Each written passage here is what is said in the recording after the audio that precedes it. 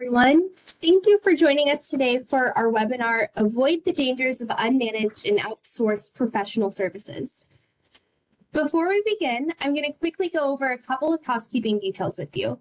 So throughout the webinar, if you have any questions you'd like our speakers to address, please submit them to the chat box that'll be on the right-hand side of your screen. We have some time allotted at the end of the webinar to address the questions that you submit. Unfortunately, we may not have time to answer every question submitted, so after the webinar is over, we'll do our best to get to as many as possible. And finally, this webinar is being recorded, so everyone who is registered for the webinar will be emailed a copy of the recording within the next week or so.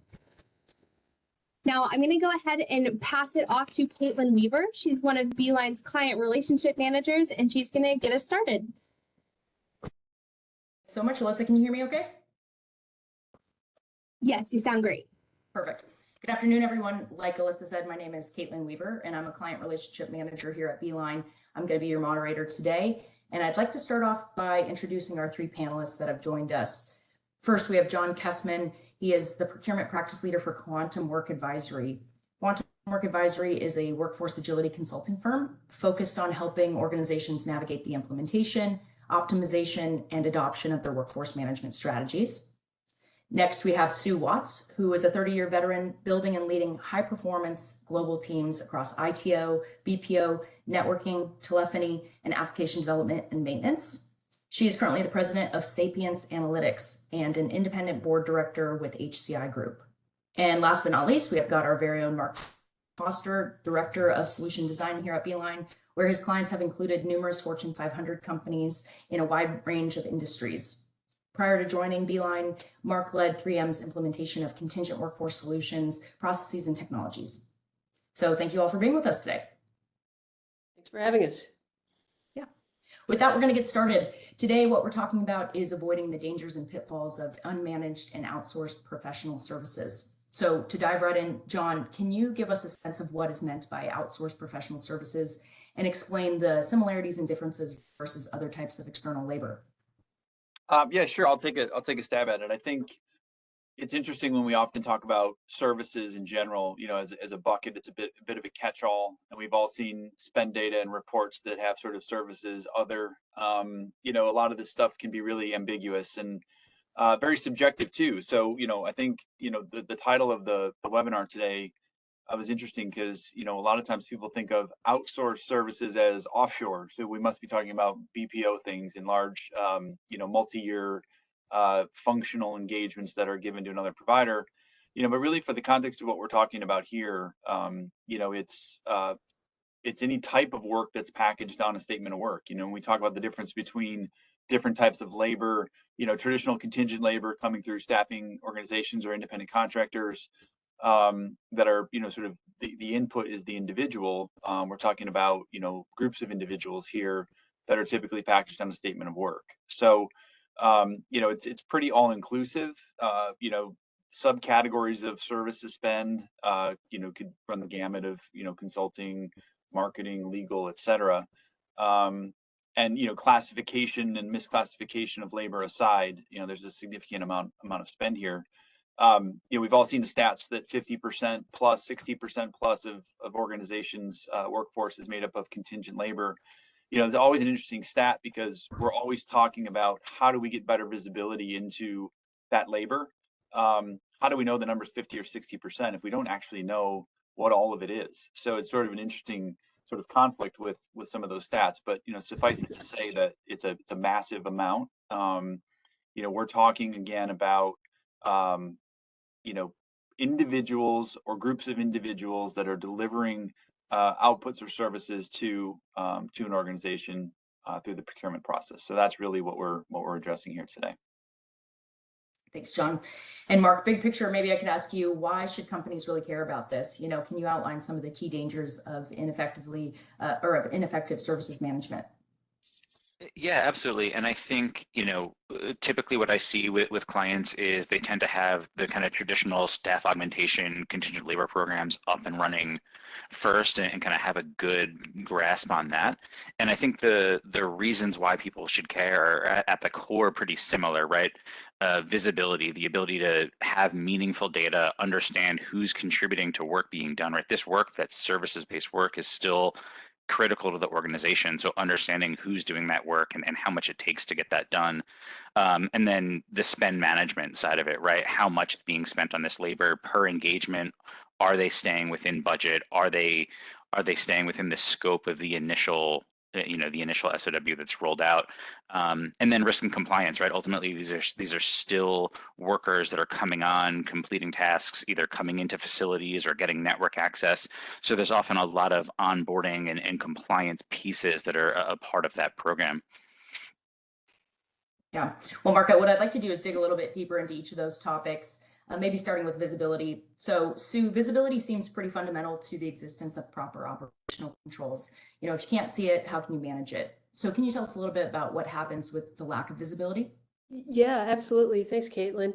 Many risks within a business stem from lack of visibility. It limits an organization or operations ability to control its environment.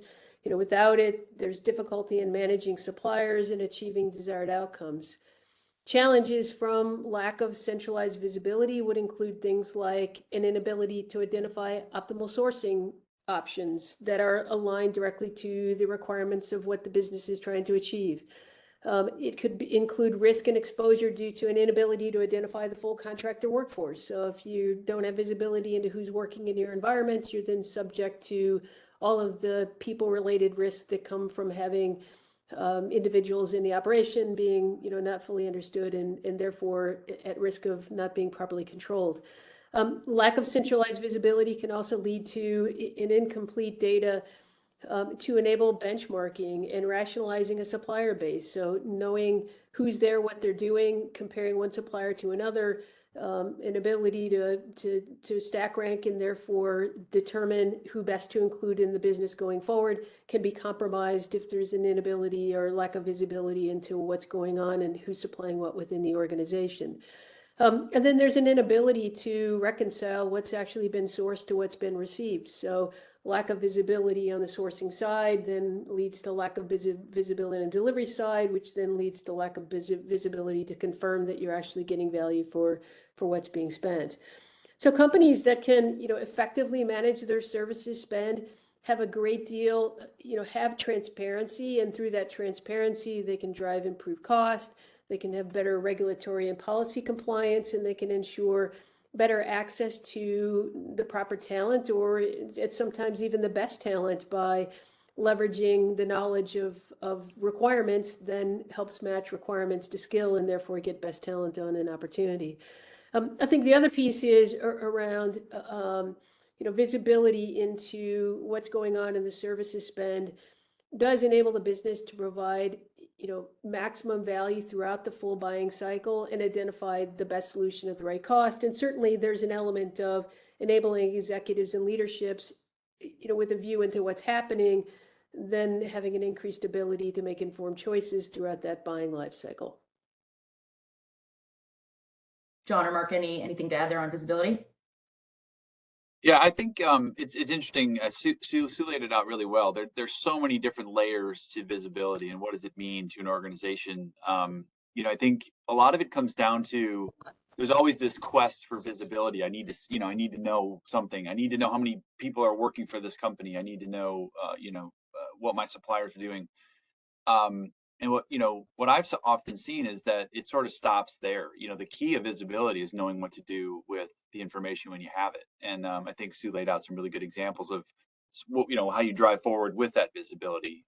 So it's more important to know, not it's less important to know how many people are working for the company. It's more important to know what do you do with the information when you find that out. What decisions can it drive? I've often been a fan of the phrase "so what" and "then what," and using that to sort of drive what do you do next. A report is just a report and data is just data, but if you know what to do with that to turn data into action, to enable better buying decisions, et cetera, that's the key to visibility. So don't just stop short of saying, oh, now I've got all this great visibility, because again, that's just a dashboard report that goes onto an executive summary.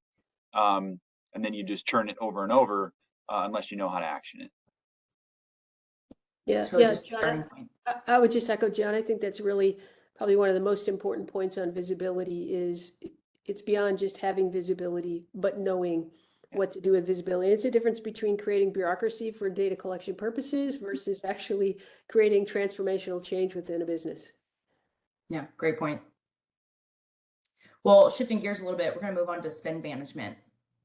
So everyone says their SOWs are managed, but are they really managed strategically or from a cost and talent optimization point of view? And what about rogue spend? So John, I wanted to ask you, what does managed spend really mean? How are organizations defining it? Well, I think it's an interesting way you pose that question because I think it means lots of different things to lots of different organizations. There isn't really one definition as I've seen, and I think it's important that every organization sets a perspective on it. I spent time once at a company where we spent literally an entire quarter of the calendar year on a project to define what we meant by spend under management, and at the end of that quarter, there was still debate and no real agreement on it, and it sort of spun out from there. So you can overcomplicate it for sure, but you can also, I think, not take the right approach and say, well, spend is managed when it's with a preferred supplier on a contract with a purchase order, and a lot of organizations will count that as compliant or managed spend. And while that's certainly a measure, I would suggest that it doesn't really accomplish a whole lot other than maybe checking some compliance boxes. And it's really when you get down to what do you mean by managing the spend? And it even goes back to what Sue just sort of talked about in the previous slide with some of those examples of knowing what you're actually getting versus what you contracted for. Aligning results to intent and making sure that you're using the right suppliers for the right things. There's lots and lots of sort of criteria that you could apply to this that would go towards what we consider to be managed spend. I think some of those basics are really the table stakes, right? We've got a PO. It's with a supplier we know and trust, and therefore everything must be fine. But there's so much value to be driven from services spend that if you stop there and say we must be doing a good job, then you're leaving so much opportunity on the table. And in these times when financial opportunity is important to companies, and you've got procurement organizations that are trying to be strategic advisors and keep fighting for the respect and be a bigger part of the business. I would challenge everybody to say there's more to it than that. And if you look a little bit deeper, look into those layers of visibility and start to drive out the opportunities that can exist there, that's when you really start to realize the benefits of truly managed spend. John. Mark, shifting gears a little bit to you, I wanted to ask, with enhancing visibility and management to an entire spend portfolio, how can an organization start to use analytics to their advantage? So whether that's making better buying decisions or negotiating more favorable terms, ensuring competitive pricing, can you talk a little bit about that? Yes, I mean, with spend management, I think, the bringing the program in gives it the ability to enable and ultimately kind of enforce the procurement or category manager strategies, right? So that those category managers are going out and doing a lot of work to kind of bring in the right vendors, set up the right pricing models, and then, bring them into a program where you're looking at more than just, hey, how many people are here, is enabling you to adhere to those principles and policies, right? Setting up something like rate cards for the services space, right? Not just adhering to the services spend, but also being able to compare that to the staff aug side and see, we see cases a lot where there might be similar or even the same worker coming on kind of both sides of the engagement model.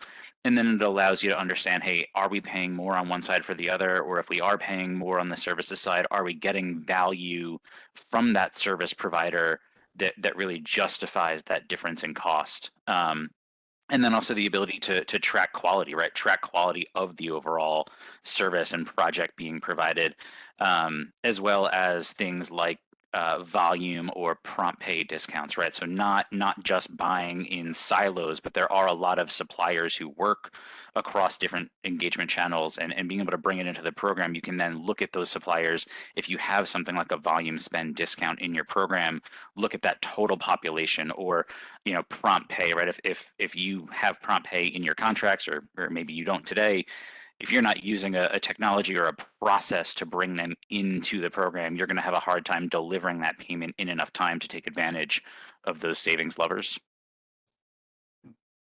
Good point.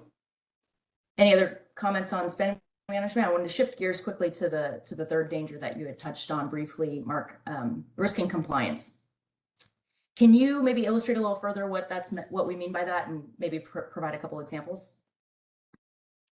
Yeah, so I think at the core with risk and compliance, right, there's sort of the top level, right? You need to make sure that that vendor or supplier you're working with meets your organization's criteria. And I think we can kind of say that that is mostly covered, but you're still bringing in resources, right? Like I mentioned before, these resources are gaining access to networks and facilities and, coming into your organization to do really important work. So, I look at organizations that have a staff aug program set up and nothing set up for services management. And I liken it to when I was growing up in New Jersey, fireworks were not legal, right? You couldn't buy them in New Jersey, but you could drive across the border in Pennsylvania and buy all the fireworks you wanted and bring them back to New Jersey, right? So anyone who had them had fireworks. So if you have a bunch of rules and policies and practices in place on the staff aug side, but you're not strategically managing the services side, whether it's intentional or not, people are going to find that path of least resistance and bring workers in to get the work done, even if they're not following all of your policies. So I think it's really important to be able to get that full picture around everyone, making sure that every worker, regardless of how they're engaging, are coming in following the same onboarding practices, whether that's the supplier responsible for it or the end client responsible for it, but making sure that they're checking all those boxes systematically.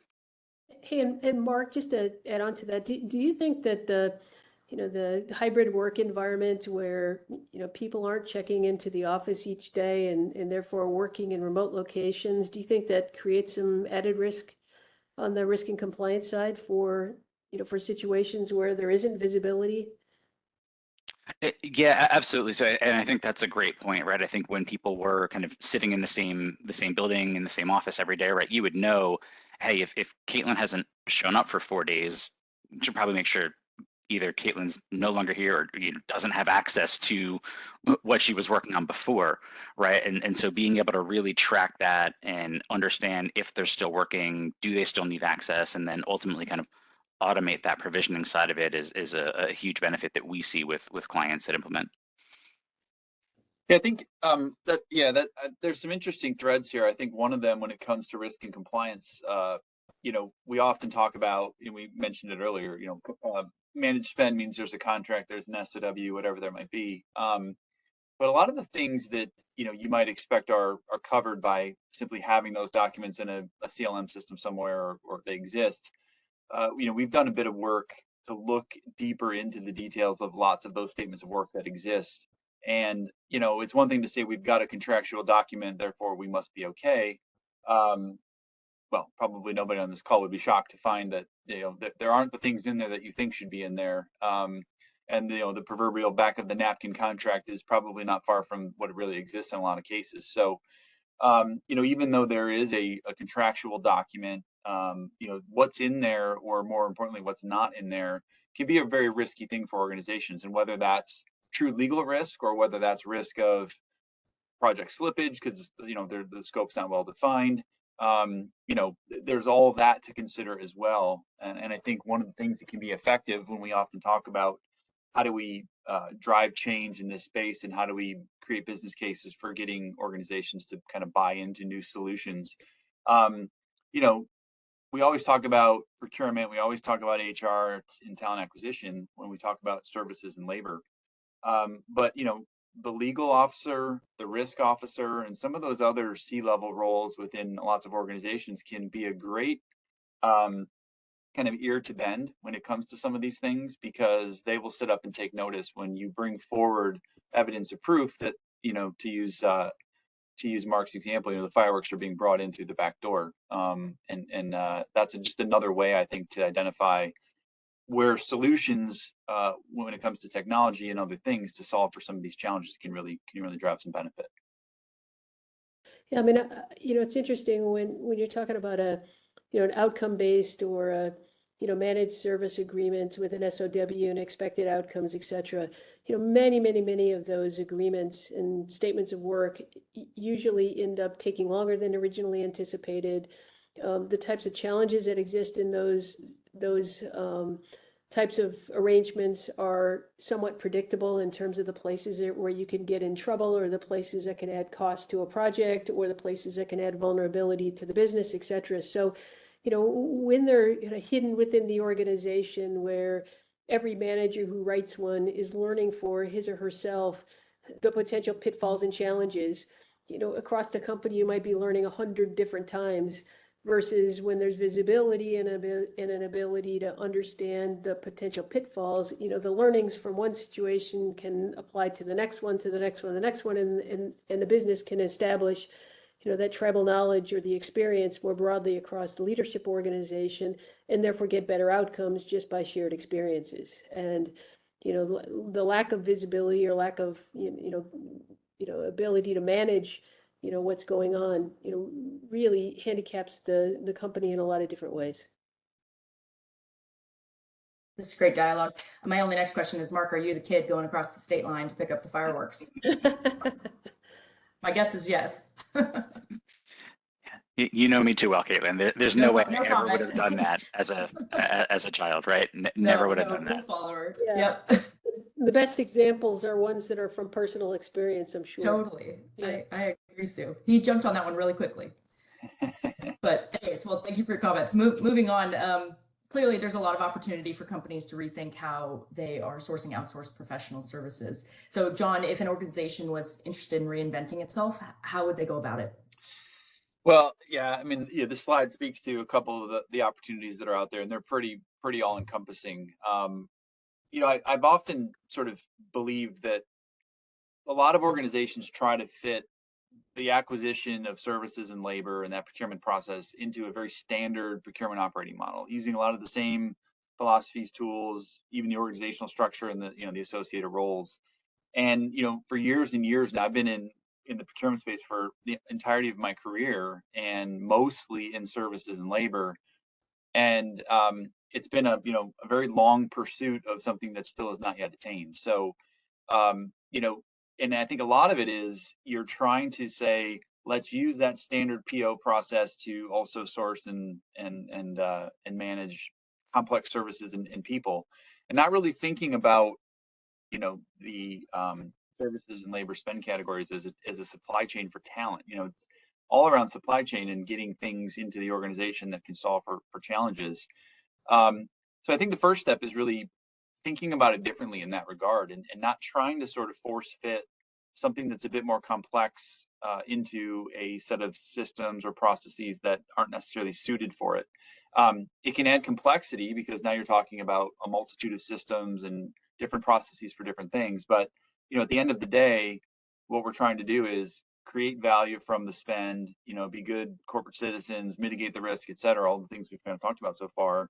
And trying to do all those things through an antiquated process or some antiquated technology is going to limit the ability of return that you can get from the value that's out there. So, I think for me, the first step is you've got to embrace thinking very differently about it. And then with that comes things around what are listed here on the page, whether it's largely technology these days. I mean, we've all seen, well, we've got a number of technology companies here on the panel. So we know that there's a multitude of technologies that can help solve for these challenges.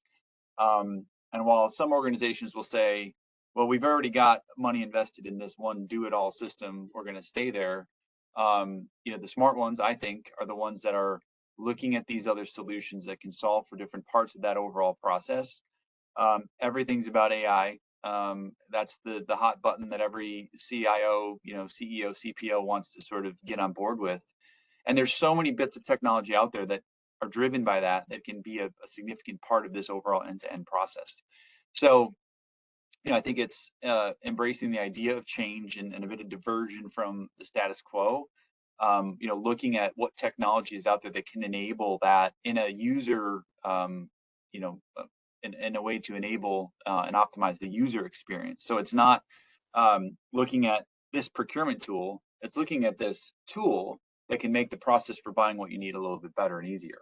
And I think it's a bit of a nuance, but there's a lot that can kind of be gained from that, because when you push a new RFP tool or a new, SOW management tool or a new, visibility tool um, out to, the buying organization, and they see it as just another procurement process, they're going to sort of take pause and maybe not embrace it the way you want them to. But when you think about it through that lens of the user, which is one of the things that Quantum Work does a lot, is design thinking and user experience is all about that. And we read more and more, when you're trying to drive change and sustainable change, you got to do it through the lens of the user, and that will be one way that we can kind of get more procurement influence into these organizations. So it's probably no surprise, but it's process, it's technology, and it's people, and it's looking at the expertise that exists around all of these different things, and trying to bring that into an overall design, some ideation, some brainstorming, and all that. Because as I said, doing it for longer than I care to admit, but doing it the same way over and over isn't really getting many organizations where they need to be. Hey, John, you mentioned AI earlier, and it's also on the screen a couple of times. How big of an impact do you see that making, in the near term, and how much,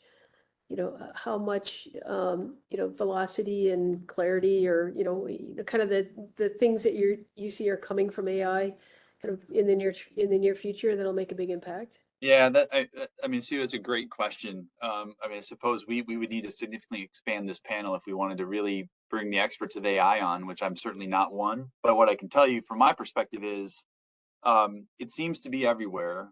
Anyone that has a technology is throwing the AI term in there somewhere to make it seem like there's a bit of AI in it. But at the same time, we're all being cautioned about, if you watch 60 Minutes or you watch anything that talks about be careful about AI, it's a bit of a balance, I think. So I think it's one of those things where most organizations are looking to embrace it. We've seen the surveys from, a multitude of organizations that say, the top thing on the CPO's agenda is AI technology driven, tools.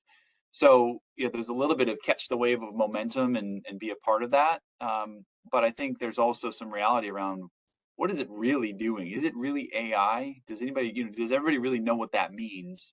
And is it a true AI driven technology? So I think it's certainly a massive wave of momentum right now. And I think we're seeing it more and more every day. But I think what will end up happening is it'll probably, slow down a little bit as people really start to understand, what is it really doing for us? Is it really driving the benefits and the optimization and all that we think it will? And then it'll start to refine itself as we go. And what does that timeline look like? I don't know, but it's certainly out there and everybody's talking about it.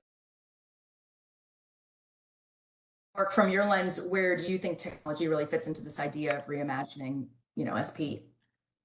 Yeah, I think just closing the loop on AI quickly, kind of piggybacking on what John said, AI is also only going to be as good as what processes are put in place, right? If you layer AI on top of bad process and bad behavior, it's only going to learn that bad process and bad behavior, right? So part of using AI effectively is, that AI has to understand what the desired or good outcome and behavior is, right? And that's part of setting up those program guidelines, not just having AI pick up on, hey, we've done things like this for the last 6 months, and just kind of continuing to move down that path.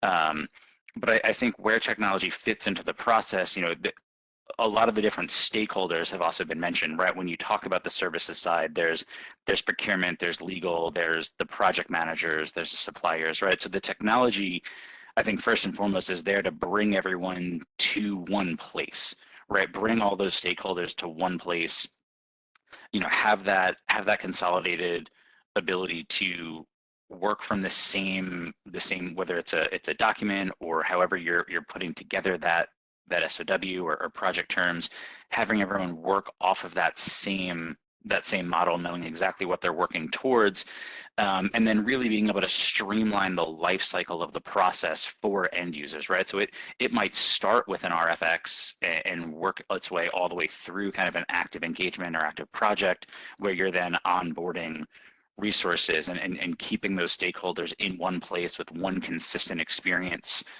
the entire time that handles that life cycle. And then I think it's also important to think about the supplier side of it, right? I think the pushback that we get sometimes is, suppliers don't want to participate, right? They just want to keep working directly with their project manager or whoever's kind of signing off on that supplier engagement. And, the technology has an ability to really highlight those suppliers that are doing well, right? So suppliers, if they come into an organization and perform well on certain engagements, there's an ability to share that success across other areas of the organization and open them up to more opportunity. Going back to visibility for a moment, visibility comes in many forms. So from who's working within your business to what services they're delivering. What is Sapience's perspective on where work time data, analytics, and insights fit in, and how can the value achieved through visibility be further elevated? Yeah, I mentioned earlier when we were talking about visibility that visibility contributes to a core ability to reconcile what's been sourced with what's actually been received. And Sapience fits in an interesting spot in the market where we're providing automated work time data capture, which provides a tremendous amount of insight into what's going on in the workday for resources working on SOWs or outsourced agreements or managed services or contingent work activity. And knowing what's going on in the workday to a micro level, if you will, and I don't mean micro mini, but at a micro level in terms of what's going on at any given time, really unlocks a tremendous amount of decision making and insight that's possible within an organization. So if you've got a SOW based agreement and there's an expectation that project is going to be completed in 6 months and it's going to take roughly 50 people to get that work done. I mentioned earlier that a lot of projects end up taking longer or don't actually perform as originally expected. So the outcome as a consequence of things being delayed is now at risk. So contributing factors certainly relate to the quality of the statement of work and its ability to describe a milestone, or the quality of resources that are working on the project itself. But another big part of it is, what's actually happening in a workday, and are constructive things happening in the workday, and are the activities that are necessary to complete that project the right activities that are occurring on the ground. So if there's supposed to be a lot of agile development type activity happening in the project, how much is really happening, and is that contributing to the outcome that's expected in the project, or contributing to the delay because you're not seeing enough of it? So it's one thing to have people on a project, people with skills on a project, people with the right skills on the project. It's a whole nother thing to really know what's going on in the depth of the project. If you've got one of the shocking things that has really been opening the eyes of our clients is that there's an expectation that work is actually happening, and we all hear about quiet quitting and relaxing Mondays, and I think the new one is lazy girl job that just came up recently. And there's TikTok people describing companies and how they can work at companies where a lot's not expected, and therefore it's a great place to work because you quote don't have to work, right? So really knowing what's going on in the workday is revealing that shockingly about 35 to 40% of the time nothing's actually happening. So if you've got a project and the project's supposed to be, moving aggressively towards a milestone expectation for completion, and you've got no insight into what people are doing at any point in time, you're then caught the day before the milestone is supposed to be due and realizing, wow, it's not being delivered. I wonder what went wrong. Now, certainly there's leading indicators when projects are off track, and you certainly expect your project manager is going to raise their hand and say, hey, we're struggling, this is going to be delayed. But if you're completely dependent upon, those other signals as your source of knowing, whether or not that project's actually going to be completed or the outcome's going to happen, you're at a disadvantage versus a company that has the insight into what's going on, in a workday, what's happening within that project. And so, from a Sapience perspective, that level of work time data is proving critical to our clients and their ability to be predictive. And to also have a cost base that makes sense, right? When the project's delayed and the supplier comes to you and says, here's a change order, please sign it because we need to extend for 2 months.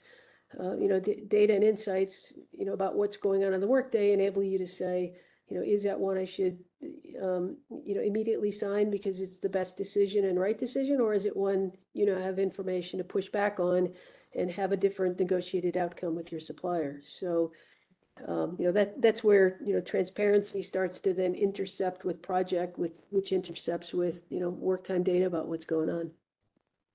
Yeah, that's really interesting. Do you think any of those lazy girl jobs are available? Those sound right up my alley. I could tell you based on what we're seeing out in the data we're collecting, there's a lot of lazy girl and lazy boy or lazy worker, if you will. Lazy people. Yeah, and it's interesting, it's coined as being lazy, but sometimes, and what's really interesting is as often as not, it's managers' inability to understand what's happening on the ground, and therefore their inability to best disperse work and activities amongst their work teams. And so, a lazy person is as much about having an ineffective, work, supply of work and therefore expectation as it is a person wanting to, relax on the beach in Malibu and pretend like they're actually working. Yeah, that's interesting. Well, shifting gears a little bit, I'm sure a lot of our attendees are really wondering how their procurement stack accomplishes their organizational goals. So, John, I wanted to ask you a little bit for your thoughts on that. Yeah, well, I mean, we talked a little bit about it. I think that there's a huge opportunity to better leverage technology across the board when it comes to whether it's, supplier identification, the sourcing process, and then ultimately down to, the management of that engagement. Without plugging any particular technologies, I think, when you look at it kind of back to what I said about embracing a holistic view of, that, requirement to sourcing to ultimately to the settlement process. There's a multitude of options out there, and Kearney does a really good job of putting together sort of the map of what's out there, which is only a part of it. So I think being open to better leveraging technology will drive efficiency in the process. One of the biggest challenges when it comes to sourcing and management and services spend is it takes too long. I've been involved in so many conversations where it's, okay, I'll use your process. How long is it going to take me to get what I need? And when you start talking about lead times of weeks and whatever to source and contract and all that, it turns them off and they go find another way. They go over to New Jersey to get the fireworks. So, you got to find a way to embrace the technology that can drive that efficiency. And there's lots of it out there.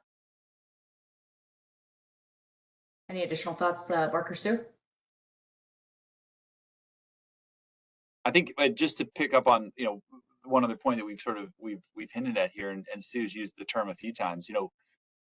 I think oftentimes we see organizations say, we've got our preferred suppliers, we've done a good job sourcing it, and we got a great deal. We've logged the savings. Now we move on to the next one, right? It's sort of what happens after that really matters. And I think when we talk about really true spend management, it comes in that reconciliation of what did you think you were going to get? What did you source? What did you actually get? And there are tools like Beeline that are out there that can help with that. And to me, that's one of the biggest things whenever we talk to clients or, in past lives when, I've dealt with some of these challenges before, it's only part of the picture. You're only solving part of the problem by doing a good job sourcing. And you put all this effort into sourcing managers and sourcing training and it's now sourcing tools. But, as we've heard, that scope gets extended for whatever reason. And the next thing you know, 3 years later, the 6-month project's still going on. So, being able to sort of leverage technology in that way, particularly on what's happening on the back end, not only from, the contractual bits and the alignment of the deliverables to what's actually being done when, but, as Sue was talking about with what are the workers actually doing? What's actually happening with the people that you're paying for? Is the work being done, or is it only 60% or 40% or whatever that you're getting from them? So I think that's the really important part that we need to be thinking about when we're talking about technology. John, just to ask you a follow-up question on that, there's you mentioned there's a large array of potential options, and there's an ever-evolving, set of technology providers or solution providers that are stepping into this space, some of which are, leveraging all kinds of new technology, AI, et cetera. So it's a pretty diverse, range. How do you approach, just getting your arms around all the different available options and trying to, or what advice would you give to, to companies that do have a tech stack and feel like it's complete, yet, not maybe fully aware that there's other things that can help augment or enhance or improve or add additional capability? Yeah, well, I mean, it's a great question. I think there's probably lots of ways to answer that. I mean, part of it is first, as you indicate, kind of the receptivity to, hey, help me understand what else is out there. I think because it can be overwhelming, sometimes you kind of stop short and say it's too much. I don't have the time. I don't have the budget. I don't have whatever. So I think there's a big opportunity to, leverage the experts, right? Like, I mean, we all kind of attend these types of events and we go to conferences and we do these different things to really understand the lay of the land and figure out what's out there and what does it all do. So I think there has to be a bit of a recognition of I don't know everything. I'm willing to learn a bit and leverage my network to understand what options are out there, and then to try to make some sense of them. I mean, it's procurement people have expertise in lots of different things, but as we've alluded to, this technology landscape's changing so rapidly, and there's so much either optimization or infusion of new bits of tech into something that already exists. Trying to stay abreast of it all is really difficult to do. So I think, sort of admitting to being a bit vulnerable about not really knowing it all and asking for some help is probably a great idea. Yeah, from what I've gathered in this conversation, I mean, obviously service procurement sounds like just such a complex topic, very overwhelming. So along that same vein, Mark, from a technology perspective, where would you recommend, different organizations start? Yeah, I think, part of it is, and even just kind of looking at some of the verbiage we have on screen, right? Understanding that you're dealing with a workforce and subsequently workforce technology, right? It's not just a procurement and a one-time purchase, right? It's not a pallet or a box of something that is being purchased and sitting until it's used and then buying a replacement for that item. So it is more dynamic, right? It changes over time. There's an unpredictability to it that happens, and technology can certainly help manage that process, right? So a fit for purpose solution, obviously, like a Beeline that is getting into the workforce and beyond just the procurement piece of it. But also the subject matter experts, right? Like the other folks on the line and in the space that just, they've been in the trenches, they've seen client successes and they've seen struggles and learned from those opportunities to be able to bring that knowledge to the table and really have a pulse on the current market and understand the trends in both the workforce and the supplier base, right? Suppliers are constantly changing with kind of new suppliers emerging or suppliers that have existed for a while adjusting their business model to the way that work is being done today. And all of those things can contribute to the success of bringing this into the program. Again, right, the end goals, I think, are still, the category management, managing the spend and ensuring compliance, but the way that you get there can vary greatly based on, the industry you're in, the type of engagements you're bringing, the type of suppliers that you work with. So bringing in those subject matter experts that have already kind of lived in that lane is a big benefit. Yep, makes total sense. Mark, maybe I can start with you. Do you mind maybe sharing a little bit about how you've helped client in the past? Yeah, so I think we've had a number of clients that have been able to in Beeline terminology get up and running with the service procurement or services module. And one specific example I can think of is really from the banking or financial space, right? There was this segment of workforce that I think they even referred to at one point as kind of a gray area of worker, right? They didn't really know, does it fit in staff aug? Does it fit in managed services? Where do we house it? Who manages it? And then ultimately what we were able to do was really get all of those different pieces into a technology so that they could see and assess and manage it the right way, right? So the first part was, again, going back to visibility, was, hey, we need to know who's here, right? We need to know who's coming in. We need to make sure they've got the right compliance done.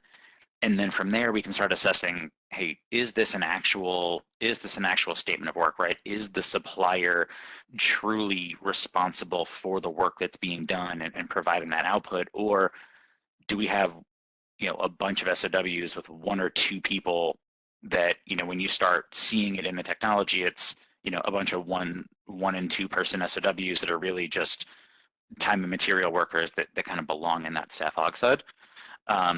So having that visibility and allowing them to see that really enabled them to make a more strategic decision and manage what amounted to, thousands of workers that were coming through their organization. That's awesome. John or Sue, do either of you have maybe an example you can speak to? Yeah, I can go. I mean, there's probably a lot to choose from, but probably one that would resonate most here would be some work that we did a couple of years ago with a technology organization, and they knew that there were people sneaking. I'm going to continue to use that, Mark. There were people going into New Jersey to buy fireworks. We used to talk about like squeezing the balloon, and we were, the contingent stuff was being managed, but the services stuff was popping out ever. Now I'm going to have to change all my slides and put a new visual in there. But they knew that there was a well-controlled process for traditional, labor through staffing program. But these controls were only so good, and there were lots of other ways out. And so they knew there was a problem. They didn't know the size of the problem. And they were trying to find ways to ensure compliance to what was already there because of all the benefits that could be driven from it. So what we were able to do for them is look at, a couple of those layers of visibility into the services spend that was not coming through a managed process, by using some technology to dig into the statements of work, pull out key bits of data that were indicative of whether it was actually staff augmentation or proper, in true SOWs.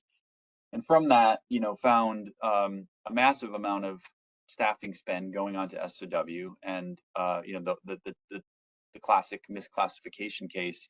But along with that, being able to use some tools that talked about, rate variance, using market data, and then understanding what the potential prize was for getting that right, led to a pretty significant, change effort within that organization to shut some of those back doors. A pretty massive recommunication and education about the program and what it could do, and create, sort of a long-term plan about how to fold more and more of that services spend management in, because it's not just about taking misclassified statement of work and putting it into a staff aug program. It's about getting your arms around the entirety of the labor, as we've been talking about here for the last, hour. So, when you think about it that way, and this particular organization was able to do that, they found not only the quantifiable benefits that would be attained from doing so, but also, the visibility, the risks of compliance, all the boxes that we've checked here today, were realized by kind of looking at it through that lens. Yeah, that's great. That's what you hope for, right? Yeah, and just one piece that I wanted to add, because I know John mentioned, right, you're kind of wrapping your arms around the entirety of the space, right? And it is a lot, right? There's a lot there. I think one thing that we've seen organizations have a lot of success with is, not trying to do all of that at one time, right? Understanding when we talk about success stories that, sometimes it does require a little bit of patience. You're working with a couple of category managers and then letting them talk about the benefits that they saw and bringing that to those other categories, rather than trying to say, hey, we're gonna take a dozen categories and come up with a process that we're gonna implement across the board for everyone all at one time. So just taking a look at the time, guys, I just want to make sure we've got some time at the end to open it up for questions to the audience. So if you want to go ahead and put those in the chat, folks, please go ahead and do so. While those are coming in, you'll see that we have an ebook available for you to download and some more information and resources available on this slide. So we'll be sure to get this deck out in the near future for all those attending and those that registered. But just taking a look at some of the inbound questions here, and this is for no one in particular. We've got one question here that says, in an environment where we have both a managed service program and a staff aug program, how do we differentiate between time and materials workers on the MS side and CW workers on the staff aug side? Anyone like to take that? Yeah, I can take the first swing at that. So I know from the Beeline side, right, we have a decision tree or kind of a question flow that we would typically leverage, and this is something that does get built out. So the specifics of how you define those two avenues can vary a bit from client to client, but really enabling users to come in and say, hey, this is the type of work that I'm doing, or this is the way that we plan on engaging workers. What segment does this fit in? I think ultimately kind of the common denominator that we tend to see is, who's really responsible for the day-to-day of that worker, right? Is it someone at the client organization who is kind of giving the day-to-day direction about what needs to be done? Or is it truly, hey, we're working towards a larger objective and that supplier has someone who is, managing that group and keeping everyone working towards that same process is sort of the basic line that we start to see being drawn.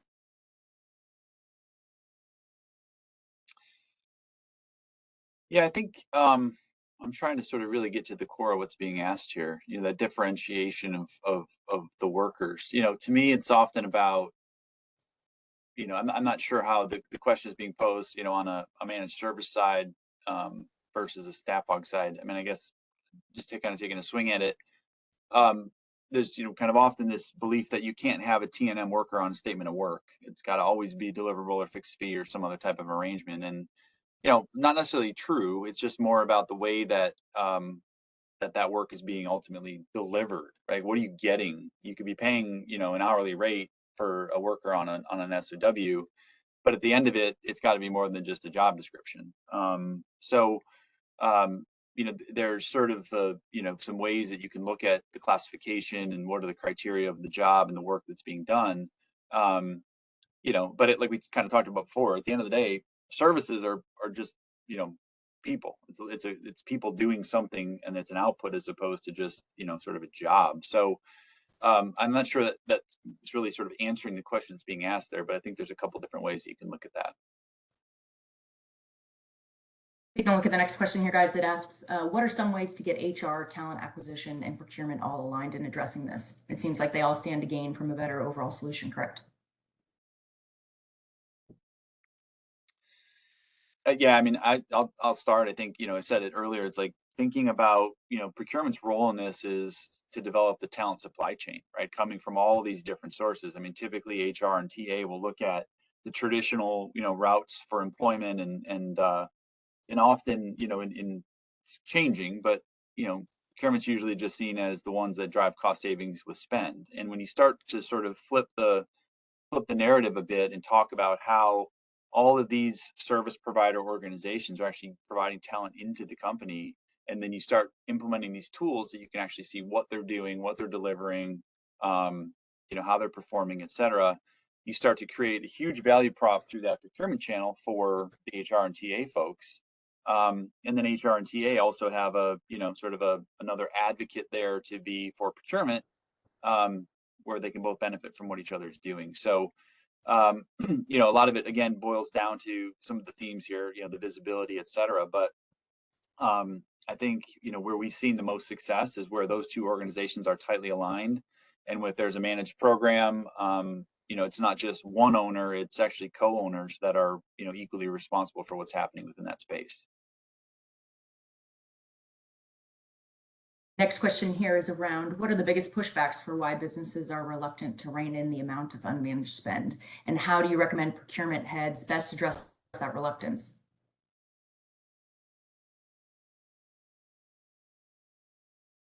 Who wants to take that? I mean, I think there's, there's challenges within the business to quote, rein in, unmanaged spends because, businesses leaders like to operate with a level of autonomy. And, there's a perception that the more process, the more structure, the more rigor that exists, by definition, there's going to be a negative impact on velocity in which business can work, managers' ability to make choices they believe are necessary for their business, flexibility at times in terms of who ultimately gets selected to do the work, et cetera. So there's a perspective that, from visibility and transparency or from management comes a whole bunch of negativity and very little positivity. And, the reality of what, history shows is that, the visibility and the benefits that come from getting a little bit of structure and a little bit more visibility and ability to, set things up for success, the stronger the organization is going to be overall. So there's always going to be a little bit of push and pull here. The more that the structure comes with purpose, and the more, as John spoke earlier about, it's not just technology for technology's sake or a process just for process sake, but there's actually some outcomes that derive from this, and ultimately those help and benefit the business that's perhaps reluctant, or the business leader that's perhaps reluctant to want to participate in something that's a little bit different, but probably a lot better. Next question is, what offerings come from AI tooling in a staff aug program? I mean, from a Sapiens perspective, there's a tremendous amount of AI enhanced decision making and learnings that come from data, right? When, as I mentioned earlier, we're automatically and collecting work time data about what's happening during a workday. That provides a tremendous amount of insight and visibility into what's going on, and it leads to an ability to predict outcomes from there. So, patterns on work and work in core activities that are important for getting the job done can be, AI can be leveraged in terms of predicting what does the future hold and what's the likelihood of the project to be on time, on budget as originally anticipated, or, what's the risk of potential departure of key talent on this project because of the level of work that's occurring outside work hours, on weekends, late at night, et cetera. And so what is the risk of resources departing the project to the project's actual completion? So,